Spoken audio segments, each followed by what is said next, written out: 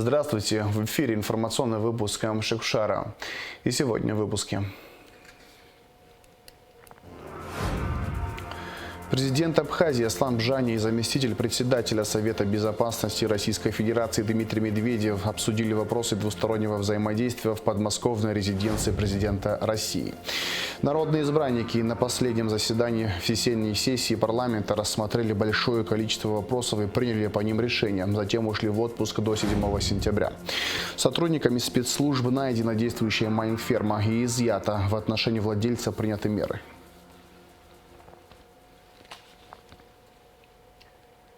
Президент Абхазии Аслан Бжани находится с рабочим визитом в Москве. В подмосковной резиденции президента России состоялась встреча Аслана Бжани с заместителем председателя Совета безопасности Российской Федерации Дмитрием Медведевым. В ходе беседы предметно обсуждались вопросы двустороннего взаимодействия в различных сферах. Дмитрий Медведев отметил, что республика продолжает развиваться, укрепляются ее международные позиции. Россия в полной мере выполняет взятые на себя союзнические обязательства, оказывает необходимую помощь социально-экономическому развитию Абхазии и обеспечению ее безопасности. Стороны констатировали стабилизацию санитарно-эпидемической ситуации в Абхазии благодаря слаженной работе абхазских и российских медиков. В рамках обмена мнениями по международной повестке Аслан Бжани и Дмитрий Медведев уделили особое внимание специальной военной операции России на Украине.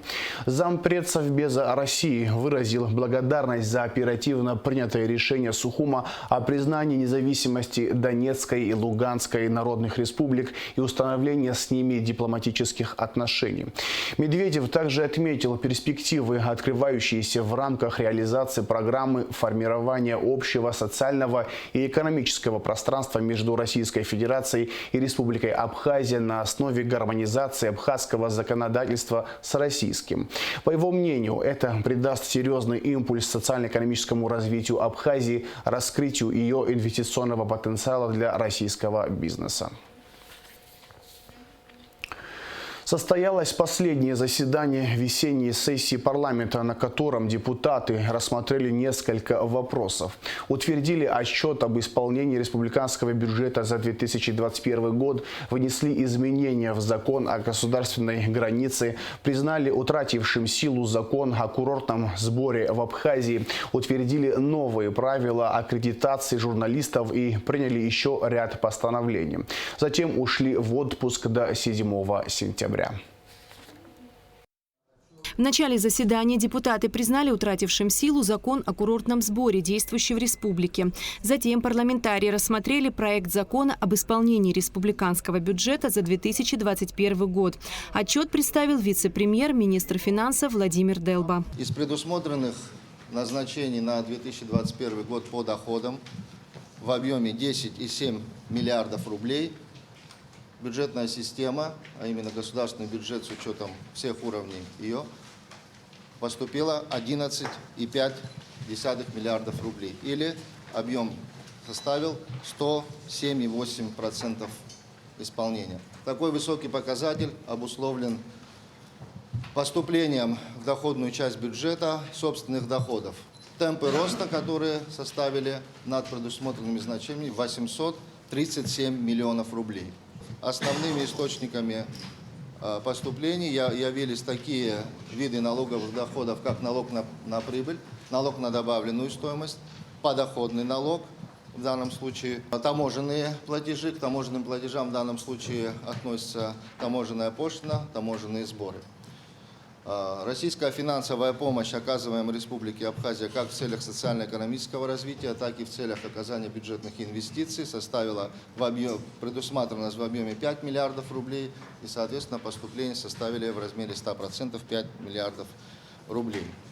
В этой связи, с учетом этих обстоятельств, текущие поступления дали возможность предложить в 2021 году парламенту принять на рассмотрение, а потом и в форме закона уже внесение изменений в закон о республиканском бюджете, который привел к увеличению дополнительных расходов в объеме 600 миллионов рублей. По-прежнему, как и в предыдущие годы, значительную часть расходов составляли расходы на социального характера, среди которых, это очевидно, самые большие расходы явились расходами на систему здравоохранения. В целом было направлено 1 018 миллионов рублей. Отдельными расходами в 2021 году явились расходы по защите, как я сказал, от коронавирусной инфекции или антиковидные расходы, общий объем которых составил 542 миллиона рублей. В 2021 году за счет средств республиканского бюджета сложились в объеме 429 миллионов рублей. Полностью были обеспечены расходы, которые были предъявлены на финансирование через систему образования. Аналогичная ситуация находится и в системе расходов на охрану окружающей среды. Расходы республиканского бюджета на культуру, искусство, средства массовой информации то же самое. Здесь полностью были обеспечены. Бюджет 2021 года, он принимался как дефицитный или как профицитный? Это первый вопрос. И еще раз по цифрам. У вас что запланировано было, то есть доходная часть, у вас еще была расходная часть, и по факту поступивших там финансовых поступлений. Бюджет 2021 года, соответственно, первоначально его редакция была принята дефицитом. Соответственно, после внесения изменений тоже дефицитом, но исполнился он, слава богу, с профицитом. Вот это, наверное, самый важный показатель. Сегодня, 2022 год, аналогичная ситуация. Дело в том, что дефицитный бюджет подразумевает под собой привлечение источников на покрытие дефицита. И нам всем вместе в стране, слава богу, удалось не привлечь внешних источников ни одного рубля. Ни кредитов, ни заимствований, ни одного рубля не пришлось привлекать. Объем доходов в страну поступил на 837 миллионов рублей больше, чем предусмотрено. И это, соответственно, помогло, начиная со всех районов, правда, за исключением Очимчирского района. Причина стала следующая. Там у них Путина, вы, наверное, слышали. Да, сегодня накопление в бюджете Очимчирского района выше стоит, чем в любом другом районе. Владимир Делба ответил и на другие вопросы народных избранников. Среди них тема жилищной программы и выплат пострадавшим при стихийных бедствиях летом прошлого года. Общий объем подлежащих финансированию по ликвидации последствий стихийных бедствий оценивается в 284 миллиона рублей. Очень масштабные расходы, несомненно. Вы знаете, поиск средств искался в различных формах, и так далее. На сегодняшний день было обеспечено финансирование. Первые два этапа – это выплата материальной помощи лицам, чьи домовладения пострадали в период вот этих дат от стихийных бедствий. Сумма составила 109 миллионов рублей. Сегодня начинается финансирование еще одного этапа. Это оказание материальной помощи лицам, чьи автотранспортные средства пострадали. Объем на эти цели предусмотрен 11 миллионов 600 тысяч рублей. Сегодня первое финансирование начинается. 7 лет назад были, они лежали долгое время, не исполнялись и были исполнены на 120 миллионов рублей. Хотелось бы узнать, по каким критериям именно эти фирмы получали деньги. И хотелось бы знать, сколько вообще по решениям, на сколько еще долгов. Решение арбитражного суда по этим вопросам, я просто хочу особо подчеркнуть, только по этим вопросам, их очень много. Там и по трудовому нарушению, трудового законодательства тоже большие суммы, там много-много решений суда. Но только по этим вопросам составляют 380 миллионов рублей. Вот. За 2016-2019 год на погашение судебных решений было направлено 67 миллионов рублей. Я к тому говорю, что и ранее тоже выплачивались средства. Вот, в зависимости от возможности бюджета выплачивали средства. В предыдущем году было направлено 120 миллионов рублей. В отношении критериев их, конечно, как таковых не было, потому что фирмы получили все. Нет ни одной организации, которая не получила.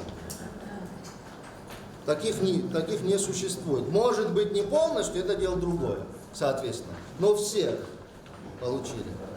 То есть, если брать, допустим, там выбор какой-то, такого точно нет. Все получили эти средства. Вот. Ну, наверное, так. Вот еще. Получается, у нас 120 миллионов и 60 на 180 миллионов. 67 2016-2019 год и плюс 120, да, вот сейчас. Получается, остаток еще около 100 миллионов. Да, 202, по-моему, если не ошибаюсь. Да. Путем голосования отчет об исполнении республиканского бюджета за прошлый год был утвержден. Затем депутаты утвердили отчеты об исполнении бюджета Фонда репатриации, инвалидов Отечественной войны народа Абхазии, соцстрахования и охраны труда, обязательного медицинского страхования, а также дорожного и пенсионного фондов. В первом чтении были приняты изменения первой и второй части Гражданского кодекса РА. Докладчиком выступила начальник Государственно-правового управления администрации президента Абхазии Нателла Ломия.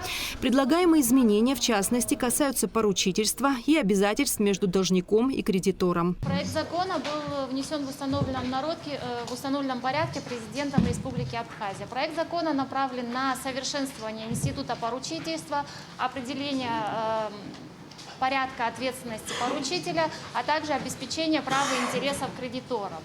В соответствии с проектом закона предлагается установить, что поручитель несет ответственность вне зависимости от того, в случае смерти должника, а также в случае реорганизации юридического лица. Это в порядке универсального правопреемства. Кроме того, устанавливается ответственность, что в случае, если кредитор основное обязательство меняет, то ответственность поручителя остается в тех же пределах, в которые поручитель взял на себя обязательства. Депутаты приняли в третьем окончательном чтении изменения в закон о государственной границе. В первом чтении были утверждены изменения в некоторые законодательные акты республики и Уголовно-процессуальный кодекс.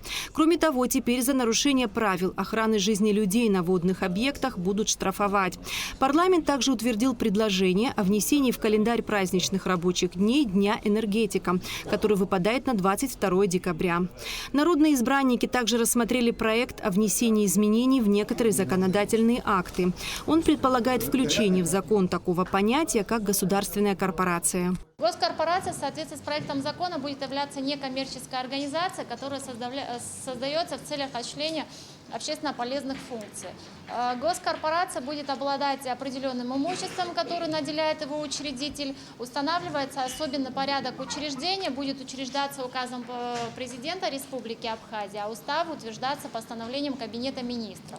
Госкорпорация, правовой статус госкорпорации будет регулироваться Гражданским кодексом и законом о некоммерческих организациях.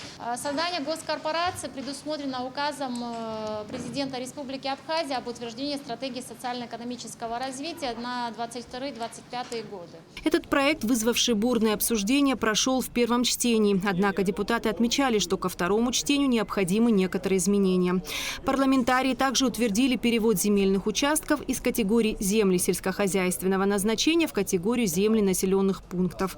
Последним вопросом депутаты рассмотрели проект о создании комиссии по изучению проблем топлива и энергетики. Необходимо создание топливо-энергетической комиссии парламента Республики Абхазия, обусловлено наличием системных проблем в данных сферах. Я имею в виду, что это вопрос не сегодняшний. Да? Работа комиссии позволит вывести на новый качественный уровень парламентского контроля, обеспечить прозрачность и публичность, что в свою очередь снизит напряжение в обществе, повысит уровень доверия граждан и степень легитимности законодательной ветви власти. Создание данной комиссии нецелесообразно. Она будет идти в противовес нашему комитету, она будет мешать всегда нашей работе, и это мое глубокое абсолютное убеждение.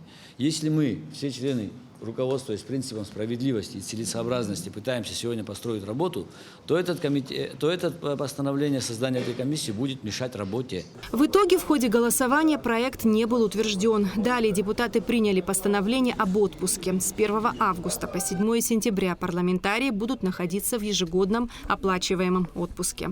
Эсма Голанзе, Роберт Ломия, Алексей Гухава, Абхазское телевидение. 8 июля состоится очередное заседание Кабинета министров Абхазии. В повестке дня 10 вопросов. Среди них индикативный план социально-экономического развития Абхазии на 2023 год, поддержка малого и среднего бизнеса на 2022 год, модернизация бюджетного учета и отчетности Республики Абхазия в 2022-2024 годах, об использовании средств резервного фонда Кабинета министров Республики Абхазия и другие вопросы. Сотрудники Гагрской милиции совместно с районным отделом СГБ и сотрудниками Департамента по техническому и энергонадзору Госстандарта обнаружили в городе Гагра действующую майнинг-ферму. В отношении владельца объекта Александра Каширова приняты меры. Изъятые аппараты направлены на хранение в специализированный склад. Об этом сообщает пресс-служба МВД. В городе Гагра по улице Абсхалиона в здании старой насосной станции участковыми уполномоченными милиции УВД по Гагрскому району совместно с районным отделом службы госбезопасности и сотрудниками Департамента по техническому и энергетическому надзору Госстандарта Абхазии была обнаружена действующая майнинг-ферма. За незаконное подключение к электросети и использование электрической энергии для осуществления добычи криптовалют в отношении владельца объекта Каширова Александра Сергеевича составлен административный протокол по части 2 статьи 96 прим. 1 Кодекса об административных правонарушениях. Изъятые аппараты направлены на ответственное хранение в специализированный склад. 27 июля исполнилось бы 95 лет известному государственному и общественному деятелю, большому патриоту нашей страны, кавалеру ордена Ахтзевша 3-й степени Раждену Хикуба. Ражден Ксисович навсегда останется в памяти друзей и близких мудрым, благородным и честным человеком. Архивные кадры предоставила семья Хикуба. Репортаж Сарии Кварацхелия. Честный, принципиальный, бескомпромиссный, бесстрашный. Так вспоминают сегодня Раждена Хикуба. Ражден Ксисович начал свою трудовую деятельность, будучи школьником. В 1942 году в возрасте 15 лет он стал бригадиром в колхозе, совмещая работу с учебой. Шла Великая Отечественная война. Помощь фронту в любом виде была необходима. Как известно, с самого начала войны люди советской страны организовали сбор средств, чтобы помочь быстрее вооружить армию. Так сельский школьник Ражден Хикуба внес 10 тысяч из заработанных им рублей на строительство танковой колонны «Юный пионер». Эта инициатива Хикуба была известна широкой общественности. За денежный взнос в фонд обороны в январе 1943 года он получил благодарность от Верховного главнокомандующего СССР Сталина. Работая в комсомоле, видел газеты «Пионерская правда» того времени, где о нем и «Комсомольская правда» писали, как о бригадире, который стал популярным в Советском Союзе. Позже он работал один из видных деятелей абхазского комсомола, претендовавший на роль руководителя молодежной организации, но в связи с тем, что какие-то вопросы возникли, он вынужден уйти в спорт. Возглавлял долгие годы спорт Абхазии, принимал участие в многие олимпийские команды, возглавлял делегации олимпийские за рубежом и позже работал директором олимпийской базы города Сухуми, которую сам и создавал. Он грамотный человек был, на самом деле, хорошо образованный человек был. У него, по сути дела, 2 образования было. Он закончил вуз и закончил партийную школу. По тем временам партийная школа много чего давала. Вот. И с самого детства он как-то, знаете, вот редко, когда человеку такое удается, обычно с возрастом это приходит, найти свое место в жизни. А он нашел свое место в жизни уже в детстве. Жизнь Раждена Хикуба всегда была наполнена делами, проблемами, требующими принципиального и результативного решения. И это всегда было главным для него. Он был секретарем райкома и обкома комсомола, работал на ответственных должностях в партийных органах, руководил районными исполкомами, трижды избирался депутатом Верховного Совета Абхазии. Но где бы он ни работал, всегда знали: беспринципность, нечестность, безответственность, отсутствие патриотичности в действиях у Раждена Ксисовича не пройдут. Должен сказать, что он как человек, как руководитель, был не всегда удобный, потому что был принципиальный, ставил вопросы не всегда приятные для начальствующего состава и так далее. И поэтому он один из тех, кто пострадал с приходом Шеварднадзе будучи министром торговли, его сняли с работы и направили в Гулиевский располком заместителем председателя располкома. Он долго добивался своей правоты и в конце концов, на мой взгляд, добился, вернулся опять в государственный орган управления, стал заместителем министра жилищно-коммунального бытового хозяйства, а позже стал министром бытового обслуживания. Он один из тех, кто многие кадры абхазские воспитал. Прибрал себе молодежь, из которых он сделал в будущем хозяйственных руководителей и руководителей отраслей. Рожден Хикуба стоял у истоков национально-освободительного движения. Он был одним из первых борцов за независимость Абхазии. Так, на 21-й областной конференции Абхазской организации КП Грузии, проходившей в 1953 году в Сухуми, Рожден Ксисович выступил с резкой критикой, открыто сказав о политических ошибках и нарушениях ленинско-сталинского принципа выдвижения кадров. Тогда молодым абхазским специалистам не давали работать. Речь шла также о закрытии абхазских школ и запрещении абхазского языка. Шло насильственное внедрение грузинского языка во все сферы экономики Абхазии с целью ассимиляции абхазов. Его патриотизм, который грузины называли национализмом, ему все время мешал в его жизни. Он все время вынужден был бороться, что-то доказывать. Он еще когда еще сталинизм не был разоблачен, он писал письма ЦК Грузии о том, какие происходят извращения политики, национальной политики в Абхазии, о том, что школы закрыты и так далее. Он очень спокойно разговаривал, но тем не менее его аргументы были очень сильными, и факты, приводимые им, были очень достокозначимыми, что он очень быстро мог разложить своего оппонента на лопатки, как говорится, и при этом в таком спокойном, аргументированном тоне. Он вообще был очень такой выдержанный человек. И всегда его слово имело значение, потому что он один из тех, кто имел право сказать, что поступает неправильно, когда это было неправильно, или поддержать, когда это нужно было поддержать. К чему я это говорю? Рожден Ксисович человек интересный. Если подходить к позиции оценки его деятельности того периода, это был довоенный период, это был период до развала Советского Союза, когда законы и решения вышестоящих органов надо было выполнять, надо было решать, а он один из тех был, который не просто выполнял, сознательно, если надо было, выполнял, а если надо было притормозить, мог тормозить. Александр Гулия – член семьи Хикуба. Он вспоминает его добрым и заботливым семьянином. С супругой Бианой Гулия, тетей Александра, он воспитал 3 дочерей, которые стали хорошими специалистами, добавил Александр. Он был хороший охотник, кстати говоря. Очень любил животных. У него прекрасные собаки были охотничьи. Эти охотничьи собаки, он с ними так общался, что они просто говорить не могли, а на самом деле они здесь понимали все, наверное. Он, когда собирался жениться на моей тете, видимо, она ему понравилась, я так представляю, потому и женился, но его очень беспокоил вопрос отношения ее к животным. И он начал наводящие вопросы задавать, а она с ума сходила от животных. У нее курицы пели, кошки разговаривали и так далее.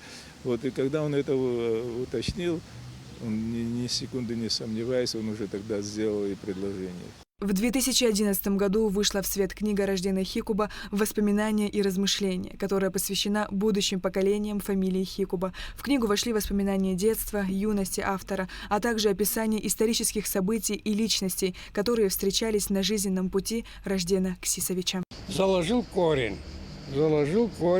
и основу для того, чтобы будущее поколение знало. И книга эта посвящена будущим поколениям моей фамилии. В предисловии книги автор написал так: «Дай Бог, чтобы родились представители фамильного поколения, которые сумели бы восполнить начатое мной. То, что я успел сделать, собирая родословную Хикуба, считаю наиболее важным и полезным, чем все остальное в моей жизни. Ведь так я сумею оставить после себя память навеки». Сария Кварцхеля, Камила Джопуа, Нарсоут Сулуки, Абхазское телевидение. Товарооборот Абхазии в июне составил 3 миллиарда 937 миллионов рублей, сообщает Государственный таможенный комитет. В сравнении с показателями за аналогичный период прошлого года объем товарооборота страны увеличился на 659 миллионов 800 тысяч рублей. Экспорт увеличился на 59 миллионов 600 тысяч рублей. Импорт на 600 миллионов 200 тысяч рублей больше, чем в 2021 году. Сегодня в Центральном выставочном зале Союза художников Республики Абхазия открылась ежегодная выставка «Сухум. Праздник, который всегда с тобой». На ней представлены работы многих художников. Организатор мероприятия «Союз художников Абхазии». Проводится она при поддержке администрации города Сухум. Впервые эта выставка в ЦВЗ была организована в 2020 году и стала ярким событием в культурной жизни Абхазии. Выставка продлится до 29 августа. Руководство Сухумского художественного училища имени Чачба возобновляет набор на отделение «Художественная обработка дерева, камня и кости». Долгое время данное отделение не работало. За подробной информацией обращаться по телефону 226 85 29 700 ровно 03 88 с 10 до 14 часов. Спрос на Абхазию в августе вырос более чем в 3 раза с начала года. Это данные сервиса бронирования жилья tvil.ru. При этом отмечается, что средний чек увеличился на 24% по сравнению с аналогичным периодом прошлого года. Об этом сообщает информационное агентство «Спутник Абхазия». Турпоток в Абхазию будет расти и в сентябре. К началу бархатного сезона турсервис ожидает увеличения бронирований в 2 раза по сравнению с августом. В завершении выпуска расскажем о погоде.